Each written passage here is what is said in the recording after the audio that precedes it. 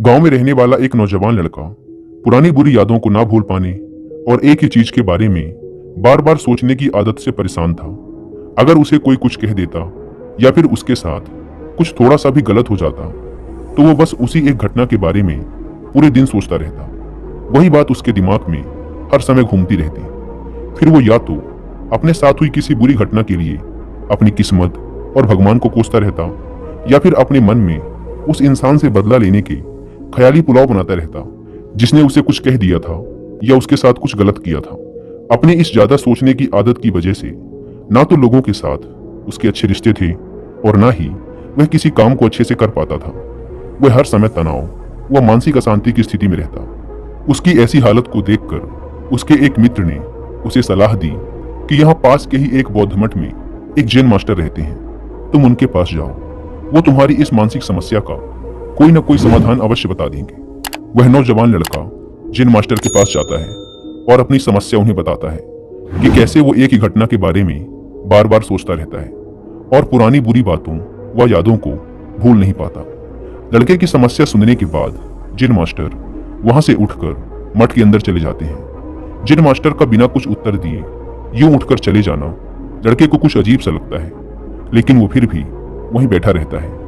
थोड़ी देर बाद वह देखता है कि जैन मास्टर मिट्टी की गिलास में पानी भरकर उसकी तरफ चले आ रहे हैं। जैन मास्टर लड़के के पास आकर खड़े हो जाते हैं तो लड़का भी उनके सामने खड़ा हो जाता है। जैन मास्टर लड़के से पूछते हैं, बताओ इस गिलास का वजन कितना होगा?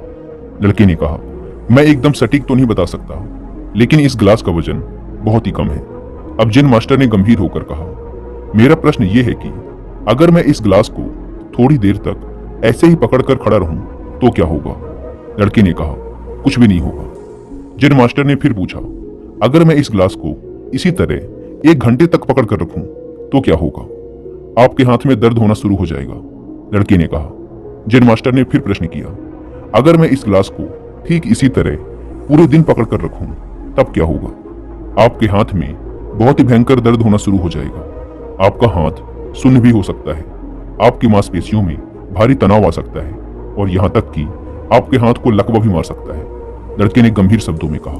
जैन मास्टर ने कहा, बहुत बढ़िया, लेकिन क्या इस दौरान ग्लास का वजन बदला? लड़के ने कहा, नहीं, वजन तो नहीं बढ़ा। तब भला हाथ में दर्द और मांसपेशियों में तनाव क्यों आया? जैन मास्टर ने पूछा। बहुत समय तक पकड़े रहने के कारण, लड़के ने जवाब दिया। जैन मास्टर ने फिर प्रश्न किया, अब इस दर्द से छुटकारा पाने के लिए मैं क्या करूं? ग्लास को नीचे रख दीजिए। लड़के ने कहा। जैन मास्टर ने कहा, बिल्कुल सही, और जीवन की परेशानियां भी कुछ इसी तरह होती हैं। इन्हें कुछ देर तक अपने दिमाग में रखिए और लगेगा कि सब कुछ ठीक है। उनके बारे में ज्यादा देर तक सोचिए और आपको पीड़ा होने लग जाएगी, और इन्हें और भी देर तक अपने दिमाग में रखिए, फिर ये आपको अशांत व पागल करने लग जाएंगी और आप कुछ भी नहीं कर पाएंगे। जैन मास्टर ने लड़के की तरफ इशारा करते हुए कहा, अपने जीवन की पिछली गलतियों और घटनाओं के बारे में सोचना जरूरी है, लेकिन उससे भी ज्यादा जरूरी है उनसे सीखकर आगे बढ़ना। अगर तुम एक ही बात को पकड़कर बैठे रहते हो तो ठीक उस ग्लास की तरह यह भी तुम्हारे जीवन में दर्द पैदा कर देगा। अगर तुम आज अपने अतीत को लेकर बैठे रहते हो तो ये आज भी तुम्हारे हाथ से निकल जाएगा और फिर तुम भविष्य में इसके लिए पश्चाताप करोगे। तुम अपने अतीत के लिए जैसा इंसान बनना चाहते हो या फिर जिन गलतियों के लिए पश्चाताप कर रहे हो तो तुम आज से ही वैसा इंसान बनने का प्रयास करो और कोशिश करो कि आज तुम वैसी गलतियां ना करो जिसके लिए तुम्हें भविष्य में पछताना पड़े। इसलिए चिंता करना बंद करो और अपने आज के कर्मों पर ध्यान दो, क्योंकि चिंता व्यक्ति को उसकी चिता तक ले जाती है।